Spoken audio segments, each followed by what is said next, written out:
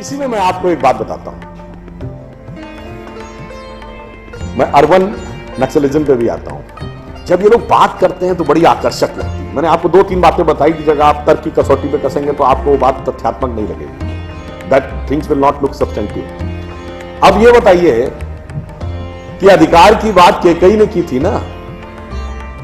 तीनों रानियों में सबसे सुंदर कौन मानी जाती थी? केकई। जो चीज सबसे आकर्षक होती है विनाश के अक्सर सूत्र उसी में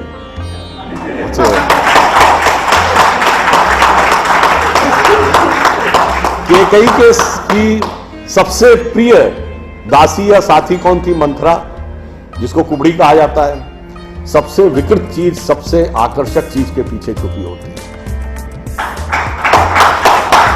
ह्यूमन राइट्स का विषय सबसे पहले आया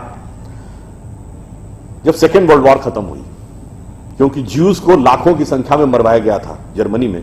तो पूरी दुनिया में एक आई बात की मानवाधिकार, ह्यूमन राइट्स, और दुनिया में इसके ऊपर बड़ी एक सोच शुरू हुई। और जब यूनाइटेड नेशंस बना तो एक ह्यूमन राइट चार्टर बनाने की बात आई और यह कहा गया कि भाई ह्यूमन राइट होने चाहिए और उसमें यह भी गारंटी होनी चाहिए कि दूसरे के ह्यूमन राइट में कोई इंफ्रिंजमेंट नहीं है। मतलब मेरा जीने का हक इस कीमत में नहीं हो सकता कि हम दूसरे को मारकर अपने जीने का हक रखते हैं। तो दुनिया के जो तमाम बड़े बड़े महापुरुष थे उस समय, सबको चिट्ठियां लिखी गई कि आपकी नजर में 2, 3, 4, 5 जो भी फंडामेंटल ह्यूमन राइट्स होते हो, पर वो ऐसे ह्यूमन राइट होने चाहिए which are capable of ensuring everybody else is human right. वो आप हमें कृपया बता दीजिए। तो चिट्ठी महात्मा गांधी के पास भी आई और महात्मा गांधी का जवाब उसमें सबसे अलग था। महात्मा गांधी ने कहा, my illiterate but wise mother has told me. इस शब्द पे ध्यान दीजिएगा। My illiterate but wise mother has told me that if you want to ensure everybody's human right, then in my opinion there are no fundamental human rights, only fundamental duties. यानी अगर हर एक व्यक्ति के आप अधिकारों को सुनिश्चित करना चाहते हैं तो आपके सिर्फ और सिर्फ मूलभूत कर्तव्य हैं, अधिकार नहीं। अब आप ये सोचिए कि अगर उनकी माता जी पढ़ी लिखी नहीं थी तो वाइस कैसे हो गई? देखिए, बुद्धिमान और विवेकशील होना दो अलग अलग चीजें हैं। बुद्धिमान मैंने कहा आतंकवादी और चोर भी होता है, विवेकशील नहीं होता है। और उदाहरण के लिए गांधी जी की माता जी विवेकशील थी। क्यों थी? उसका मूल कारण जानते कहां से आता है? गांधी जी का प्रिय भजन क्या था? रघुपति राघव राजा राम। राम की कथा आप सबने सुनी होगी। पूरी की पूरी राम कथा में हर जगह सिर्फ और सिर्फ कर्तव्य है। पिता का पुत्र के प्रति कर्तव्य, भाई का भाई के प्रति कर्तव्य, पति और पत्नी का दूसरे के प्रति कर्तव्य, राजा का प्रजा के प्रति कर्तव्य, मित्र के साथ कर्तव्य, सबका कर्तव्य। अधिकार की बात केवल एक जगह आती है। कब? जब केकई ने कहा राजा दशरथ से कि वो जो आपने 3 वरदान दिए थे ना, मुझे अब प्रयोग करने का अधिकार चाहिए। और सारी की सारी समस्या की शुरुआत वहीं से होती है। यह वो मूल कारण था जो गांधी जी की माता जी ने कहा कि illiterate but wise mother has told मी। अब इसी में मैं आपको एक बात बताता हूं। मैं अर्बन नक्सलिज्म पे भी आता हूं। जब ये लोग बात करते हैं तो बड़ी आकर्षक लगती है। मैंने आपको 2-3 बातें बताई कि जगह आप तर्क की कसौटी पे कसेंगे तो आपको वो बात तथ्यात्मक नहीं लगेगी। That things will not look substantive. अब ये बताइए कि अधिकार की बात केकई ने की थी ना। तीनों रानियों में सबसे सुंदर कौन मानी जाती थी? केकई। जो चीज सबसे आकर्षक होती है विनाश के अक्सर सूत्र उसी में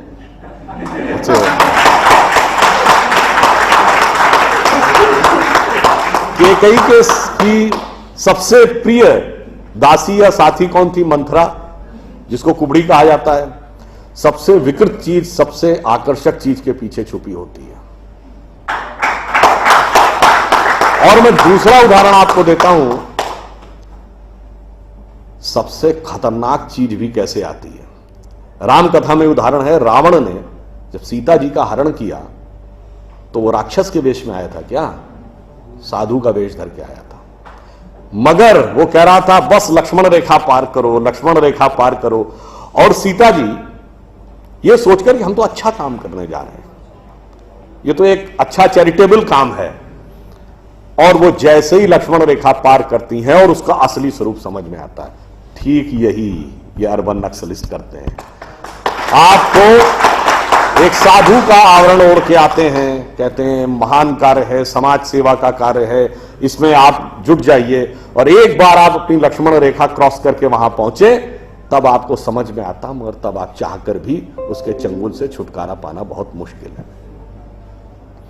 अब मैं एक और बात कहूंगा, ज्यादा विस्तार में न जाते हुए, इसके फंडामेंटल्स क्या है। देखिए, लेफ्ट और राइट की जो आइडियोलॉजी है पूरी दुनिया में है। अब दोनों में एक एक अच्छाई भी है। मैं देखिए किसी चीज नहीं कह रहा हूं, सब में बुराई है। राइटिस्ट आइडियोलॉजी है, जो कैपिटलिस्ट आइडियोलॉजी, वो कहती है कि हम ग्रोथ की इनॉर्मस अपॉर्चुनिटी देते हैं, जितना चाहो उतना ग्रो करो, अरबपति बन जाओ, खरबपति बन जाओ, कोई समस्या नहीं है। उसका फायदा क्या है? वो आपको मोटिवेशन देती है ग्रो करने का। इसलिए आप देखिए साइंटिफिक डिस्कवरीज और ये सब चीजें इस ढंग की सोसाइटीज में ज्यादा होती हैं। माइनस पॉइंट क्या है साहब? हम रोटी की गारंटी सबको नहीं देते। हमारे यहां कोई भूखा भी होगा, भूखा मरने वाला भी होगा, और सड़क पे भीख मांगने वाले भी होंगे। लेफ्ट ये कहता है जी सबको रोटी, कपड़ा, मकान, रोटी सबको इंश्योर करेंगे, मगर ग्रोथ की गारंटी नहीं देंगे। इसलिए जितनी लेफ्टिस्ट आइडियोलॉजी वाले देश हुए, शुरुआत में एक स्टेज तक जाके ग्रो किए और फिर वो स्टैग्नेशन के शिकार में होकर खत्म हो गए। क्यों? मानव मस्तिष्क का जो मूल स्वभाव है, रोटी, कपड़ा और मकान हमारी आवश्यकता है, पर वो हमारा अंतिम आवश्यकता नहीं है। जैसे ही वो पूरी होती तब हमारे मन की अन्य भावनाएं आती हैं और वहां पे लेफ्टिस्ट आइडियोलॉजी क्रम्बल कर जाती है। अब मैं आपसे पूछूं कि ऐसी कोई व्यवस्था जहां पर कि दोनों चीजें हो, यानी ग्रोथ की इनॉर्मस अपॉर्चुनिटी भी हो और हर व्यक्ति को रोटी, कपड़ा, मकान भी अवेलेबल हो, वो कहां था? तो सिर्फ भारत में था। कैसे?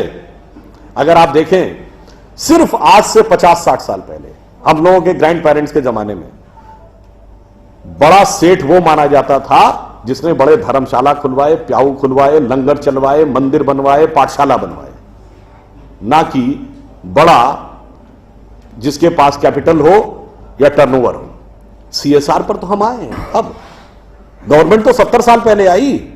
इससे पहले धर्मशाला, पौशाला, सड़क बनवाना, तालाब खुदवाना कौन करवाता था? और वही बड़ा माना जाता था। आप देखेंगे वेस्ट में धार्मिक स्थलों में लंगर की परंपरा नहीं है, हमारे यहां है। मंदिरों में, गुरुद्वारों में हजारों लोग रोज लंगर खाते हैं। ये उसी विचार का प्रतीक है। अब देखिए एक बात और, अगली बात आती है। उन्होंने कहा जी आदर्श व्यवस्था तो वो है कि जिस व्यक्ति को कि जितनी सामर्थ्य हो वो उतना काम करो, ईमानदारी से उसे उतना हिस्सा मिले। कैपिटलिस्ट और कम्युनिस्ट दोनों कहते हैं नहीं साहब, बेस्ट सिचुएशन ये है, इसमें दोनों लोग लगभग एक मत है कि I will work to the fullest of my capacity and I should be allowed to get the fruits. तो उनका सिद्धांत क्या हुआ? अगर एक वाक्य में कहें कि जो कमाएगा वो खाएगा, जो अच्छा कमाए उसको अच्छा खाने का मौका मिले। भारतीय विचार कहता नहीं, ऐसा नहीं है। भारतीय विचार यह कहता है कि जो आया है सो खाएगा, जो आया है वो खाएगा, जो कमाएगा वो खिलाएगा। ये कम्युनिज्म का पीक है। अब आप कहेंगे तो थ्योरेटिकल बात हुई, ऐसा होता कहां है? ऐसा होता है। भारत में समाज की प्राथमिक इकाई परिवार है। परिवार में एक आदमी भी कमाता है तो सबको खिलाता है।